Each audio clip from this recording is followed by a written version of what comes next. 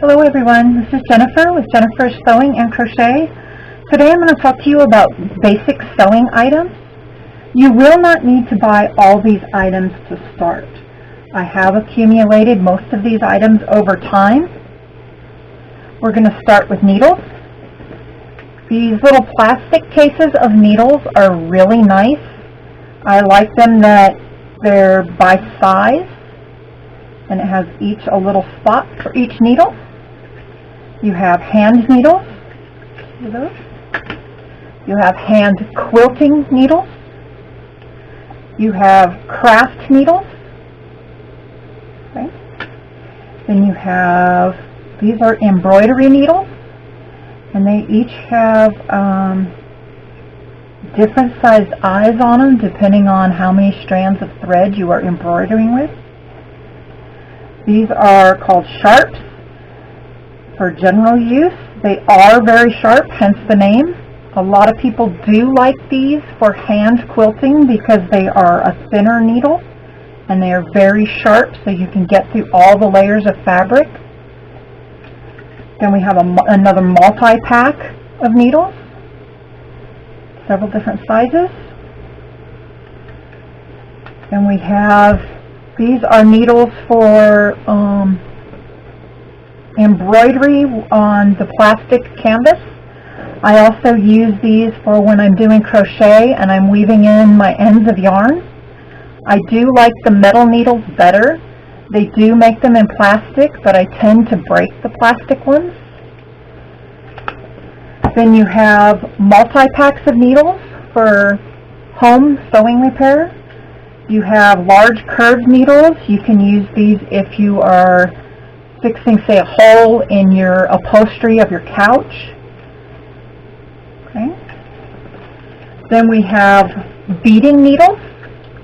I use beading needles if I'm going to be embellishing fabric, say on a quilt or on a purse.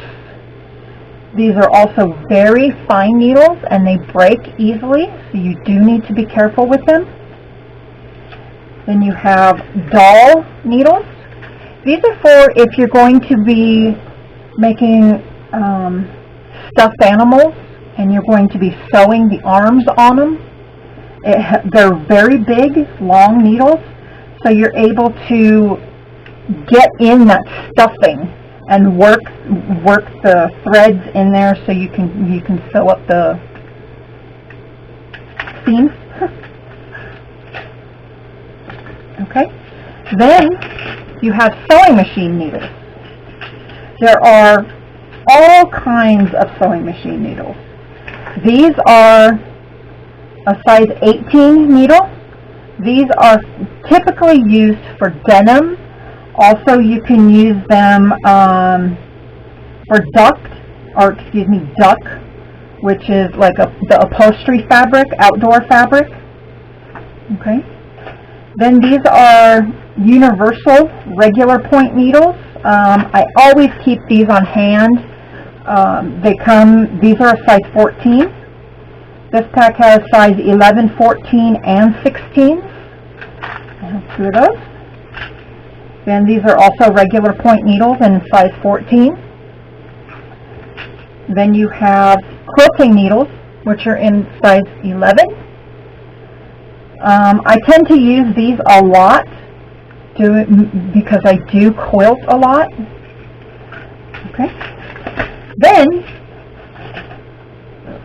for needles, you will need needle threaders. You can see the little wire. You stick that through the eye of the needle, put your thread through, and then pull it back out. These do tend to break a lot. The wire is very thin, so I like to keep multiple packs on hand, 3 to a pack. Sorry, I keep going out of frame there. Got those. Then they make a sewing machine threader, needle threader. This not only helps you thread the needle, but it also lets you put the needle into the machine. You can see this little hole. One side is flat and that is for the flat side of the needle. You will put the flat side to the back. Make sure I get that in there right. Push it down in there so it's taut, and then it allows you to put the needle up into the machine and tighten it down. It gives you a little bit more something to hang on to hold. Okay, and then the end here, this opposite end, if you can see the little hook right there on the end, this pushes down, and you can see that little metal piece there. What that does is you are going to put your thread through this little slot, then you're going to put it on, slide the slot onto your needle. You're going to put it down to the eye, and if you can see that where it is stuck to the eye of the needle, that will stick the thread through the eye. You pop it back out, and when the thread is in the needle, you're going to grab it with the little hook and pull it through. If you'd like to see more on this, please comment down below, and I will do a separate video and show you how this works. These are a game changer for if you fumble a lot underneath the sewing machine to get your needles threaded. The next item is thread. Thread, there are so many different types of thread. You have cone thread. This is made by Coates, Sherlock. These are made for sergers. I really like them, being that I quilt a lot. I am able to continue quilting without running out of thread. You do use a lot of thread while sewing, while quilting, of course while sewing. This is a cone thread holder. Okay, it's on a cast iron base, so it's nice and weighted, so it's going to sit where you need it. It has a hook or a loop, however you want to call it, so you're able to bring your thread up and you loop it around your, okay, and thread your machine like you normally would. I really like these. I bought my cone thread holder at Joann's. I do not remember the exact price I paid for it because I did use a 50% off coupon. I believe it was around $10, and then I used the 50% off coupon for that. Okay. Then you'll have your all-purpose thread. This is a damaged spool, and I believe I wrote damaged on there because every time I tried to use this particular spool on my machine, it would snag. There's not a lot I took off, but once it snagged, I took it off immediately because I knew if I continued using it, it would just keep snagging and breaking my thread. Okay.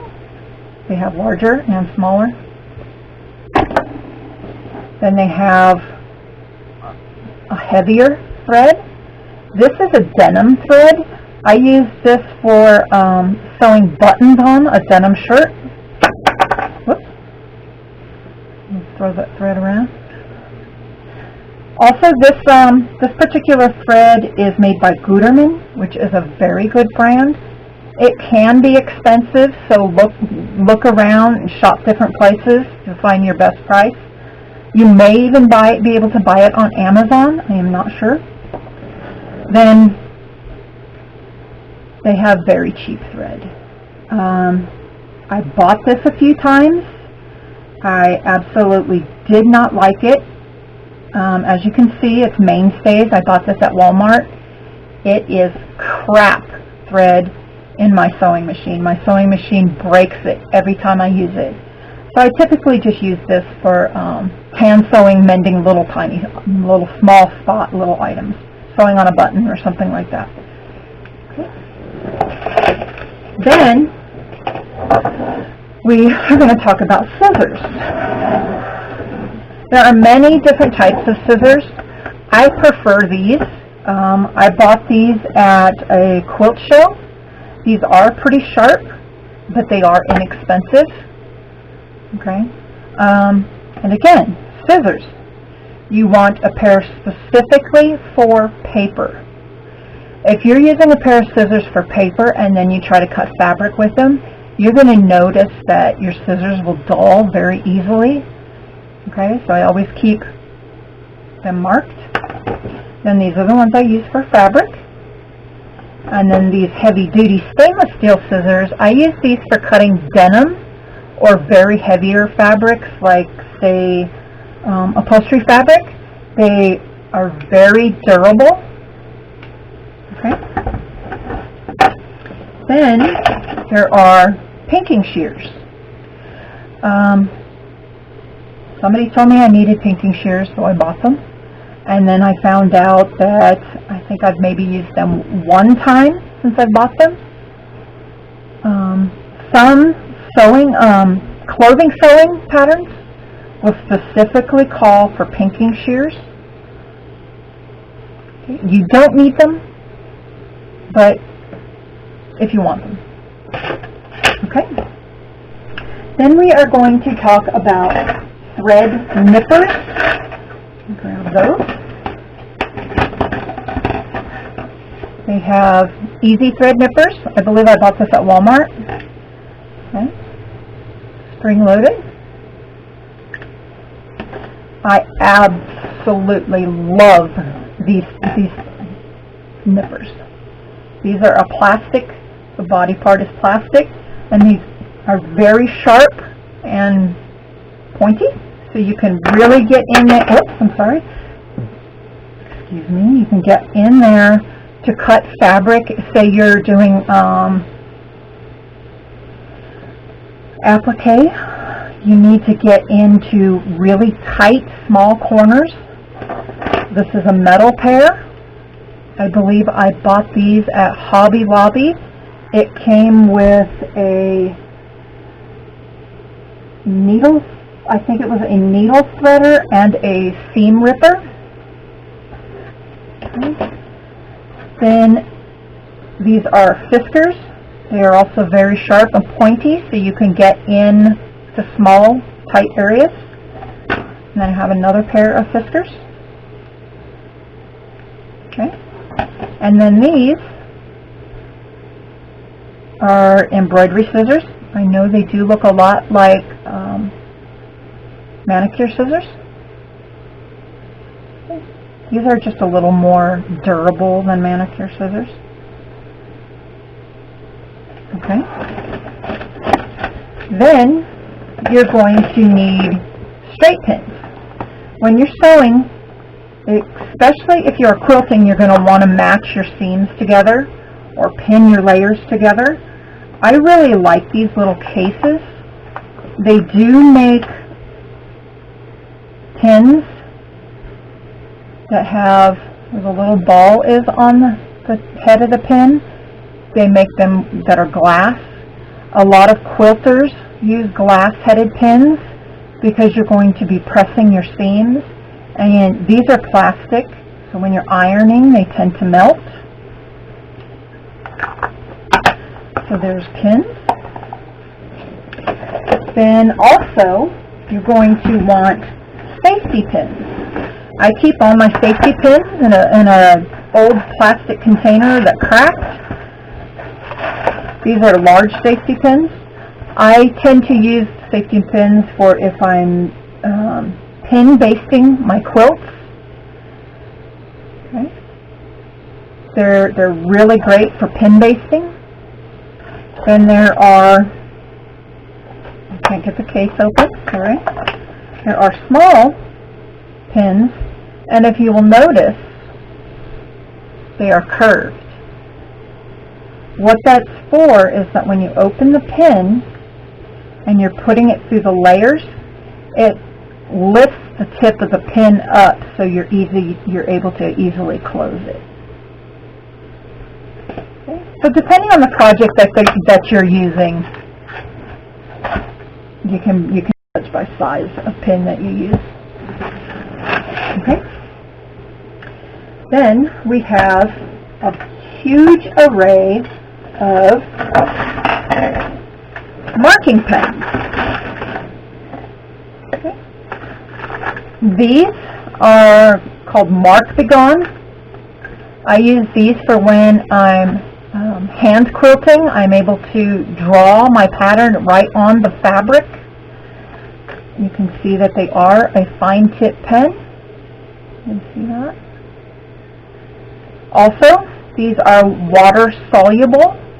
So when you're finished with whatever you're sewing, you can take a paintbrush or a Q-tip and go right over the lines, and they will disappear. I have found that the colder water you use, the easier they disappear.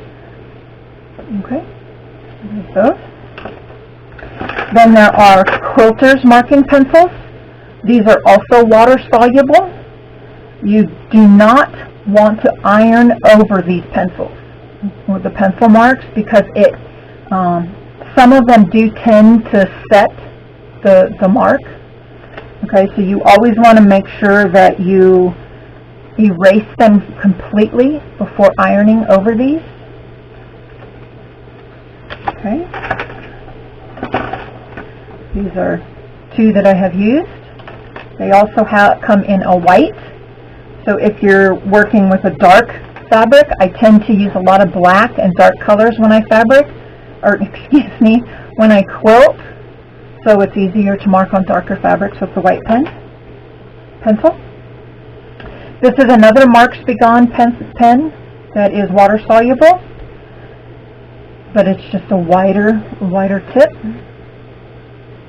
wider point. You have other quilting pencils, which are blue, white, and pink leads. I think you can see that on there. They come with these little brushes on the ends, so you can brush them off. These are also, you're able to remove the marks with the included brush or a damp cloth. So see here, and here it tells you, do not iron article until marks have been removed, because the heat will set them to the fabric. Okay.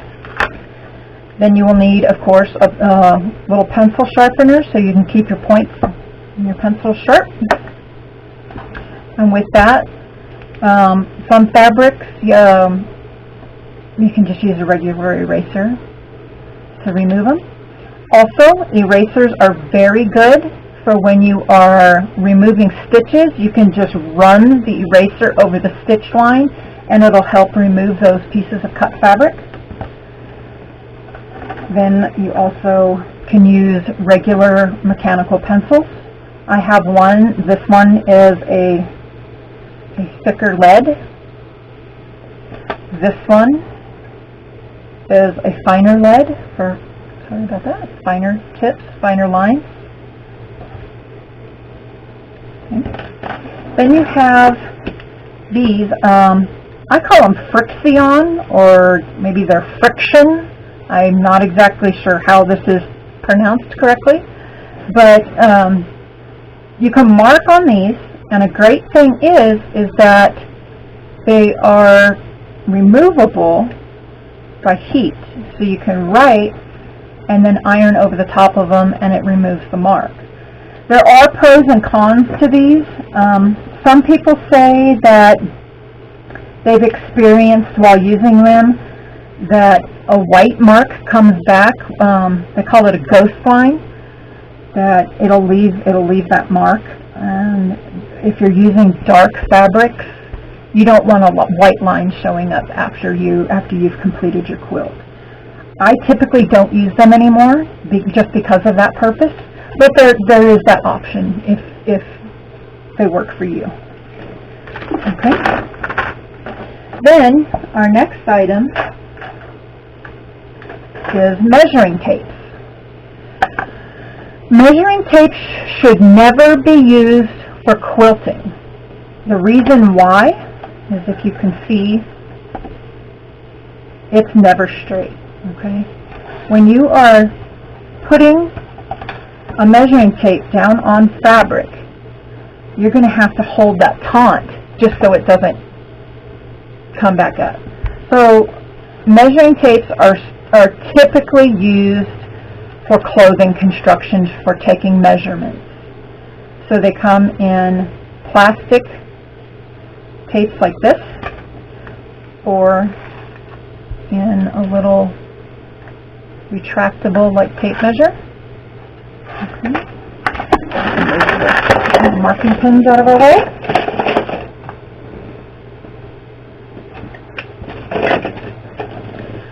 Okay. So then that comes in that, well, what do you use if you don't use a measuring tape? In quilting, we use a 6 by 24 inch ruler. It is a acrylic ruler, and these are really, really nice for when you're cutting the whole width of the fabric. You can lay it right on there and cut it, mark your lines easily.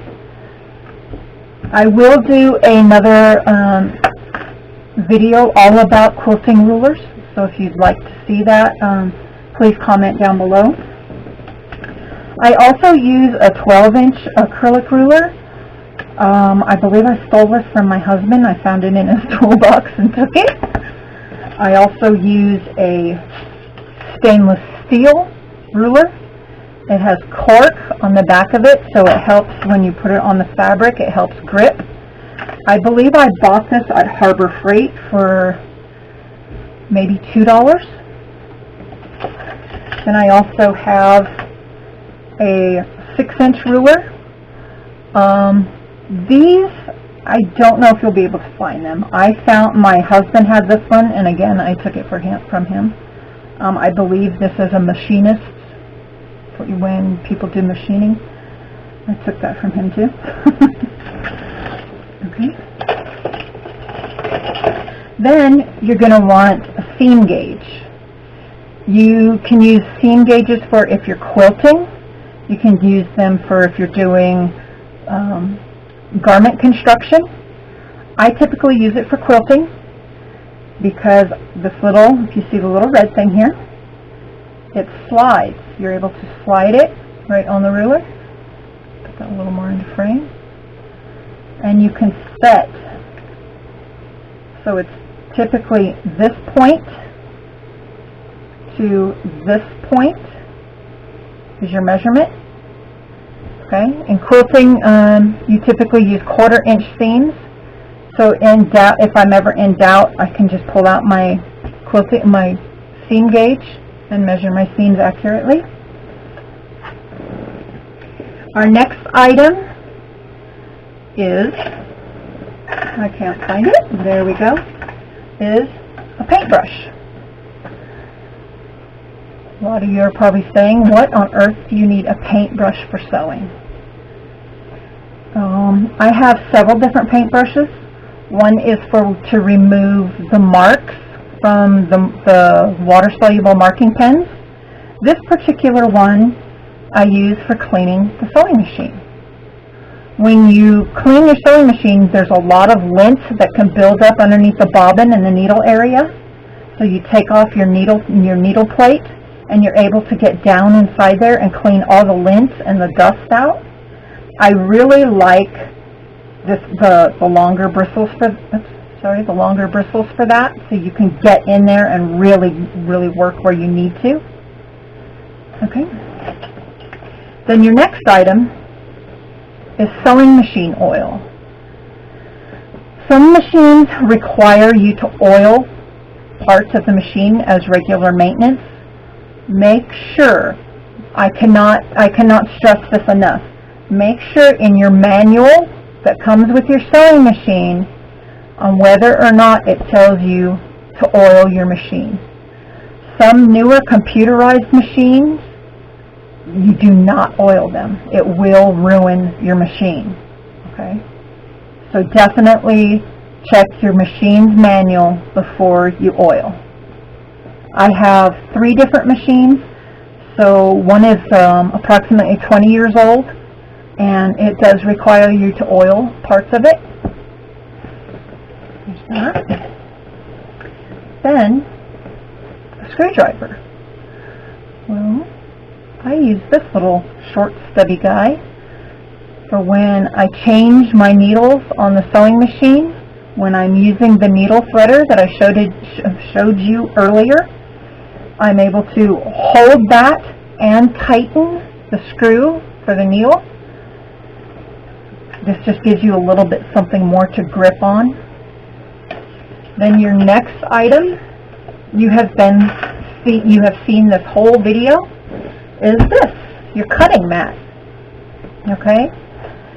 It is two-sided. So if you're high contrast colors for cutting light fabrics or dark fabrics, I bought this. It is upside down, but I paid, let me tilt you this way just a little bit. There we go. I paid, was regularly $32.99 at Joann's. I believe I used a 60% off coupon. So I saved a lot of money on that one. I typically use this side because I cut a lot of black fabrics. So with your cutting mat, you are going to want a rotary cutter. This is where the ruler, the 24 by 16 inch ruler, I'm sorry, the 24 by 6 inch ruler comes in. You'll have your fabric on your mat. You lay your ruler down, okay, and then you're going to cut. Oops, I didn't even follow the edge of the ruler. It helps if I look what I'm doing. And you're going to cut, okay? So this gives you perfect, accurate cuts. It is good to always have extra blades on hand. You can buy blades at Walmart. You can buy them on Amazon. You can buy them at quilt shops. I buy my extra blades at Harbor Freight. They are called carpet blades, but they run, I think it's 3 to a pack or maybe 2 to a pack for $2.99, I believe the price is. So these are really nice. Then I do have this one. This was my first rotary cutter that I bought. It is metal. Sometimes this one, when you're using it, it can make your hands sore. You can turn it either way. This one makes my wrist, if I'm cutting a lot of fabric, it will make my wrist start to hurt. So that's why I really like this one. It's more ergonomic.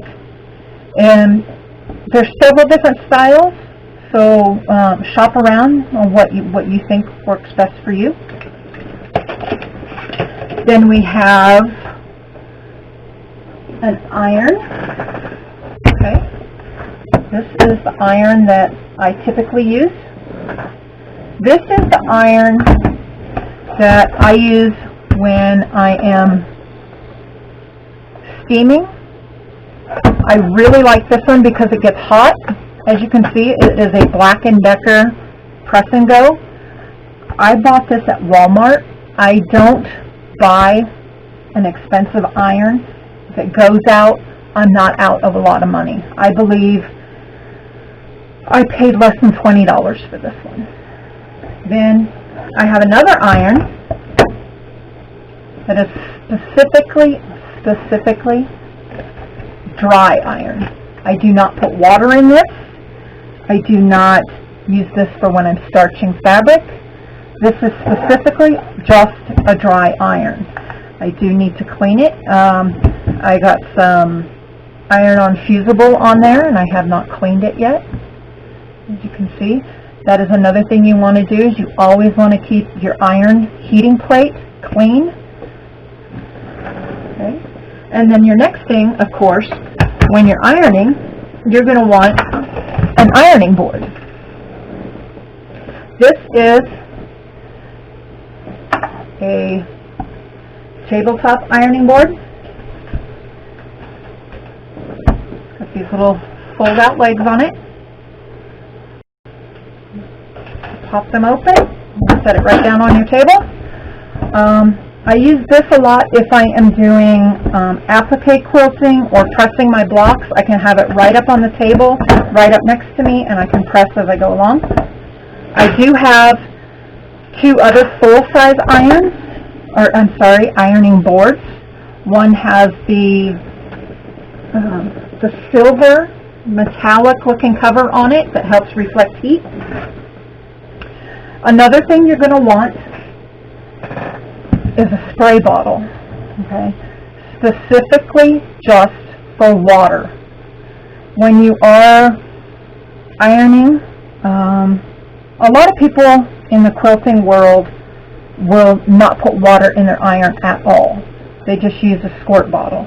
Sometimes a squirt bottle is great, but sometimes having the actual water in the iron to steam works a little bit better. It's all preference. Your next item is going to be starch. Okay? There are several different types of starch. This one is made by Faultless. It is a heavy starch. Okay? I typically use faceless starch. My bottle's a little dusty. This is a brand new bottle. I am able to mix this starch to whatever strength I want. It can be heavy, light, whatever you prefer. I mix it in a spray bottle. I just kind of like eyeball it. I believe I got this bottle in the laundry area at Walmart. If you notice, it'll have these little lines here on the bottle, these little ridges. I typically fill it up, the liquid starch, up to this mark, and you can see how the water has separated, and then I just top it off. If I do want heavier starch, I just put it to wherever I think I need it. And you just shake it up before use. Okay, and it comes all off the bottom, and there's your starch. These are great, but if you're doing a lot of starching, these can be very expensive. I believe this bottle was, this can was $3. This was under, I believe, $2 at Walmart in the laundry area. So there is 64 ounces, so 2 quarts of starch in here. I really like this because a bottle can last me, depending on how much starch I'm doing or using. I've had a bottle last me up to a year. So compared to $2-3 a can to $2 for a year, this will last you not even a full quilt, depending on how much starch you're using. Okay. Then your next item is going to be storage. I have this bin. I believe I bought this either at Harbor Freight or at Lowe's. I store my combs of thread in here so I can keep them clean. Okay. Just like that. I'm able to keep my thread all nice and clean, no dust. And I just pop the lid back on it and put it away. Then I have this little storage bin where I keep all my sewing machine accessories, my feet, my walking foot, the needles that came with the machine. Okay, I believe this was either bought at Harbor Freight or in the fishing area at Walmart.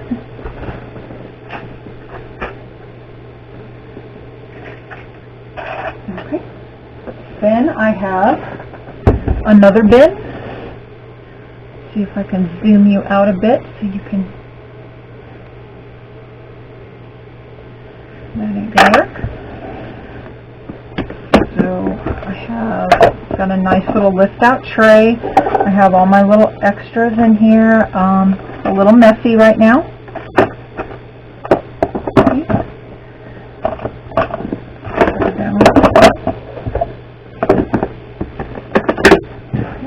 Then I have, when I am doing my sewing for my machine, I load my bobbins up. Usually when I'm quilting, I pre-thread anywhere from 10 to 15 bobbins, and I like to keep them in their own little case. Okay. And then I also have an extra case for the ones that I haven't finished that still have thread on them. And I believe I also bought this